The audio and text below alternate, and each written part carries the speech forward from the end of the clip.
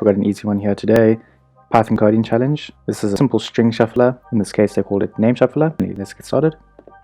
So as you can see, we are passed in a string and we expected that string shuffled. So we're going to write our code here, print string, so we can see what we're working with.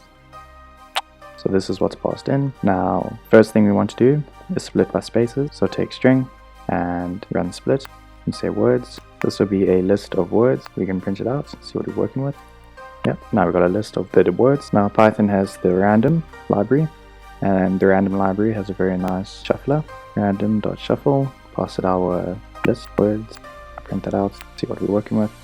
Then you can see it shuffled it. Now they want us to turn the list back into a string. String.join, pass in our list, and then shuffled, print, and return.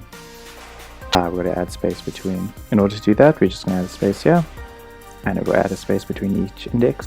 So we passed here, but we failed here because we only got 2 words, and it randomly shuffled it as the same combination.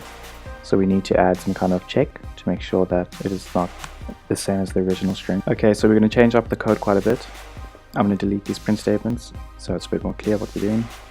So I'm going to keep this list, take our string, split it by the words.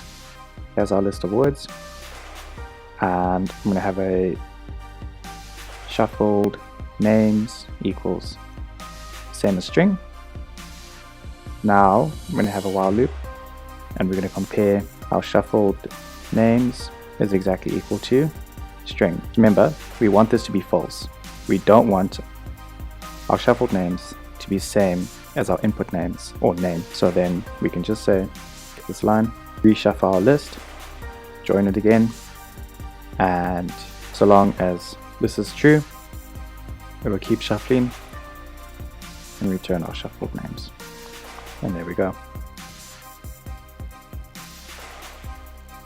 If you want it in one line, there we go. Use a join statement, split it by space, join from the back to the front.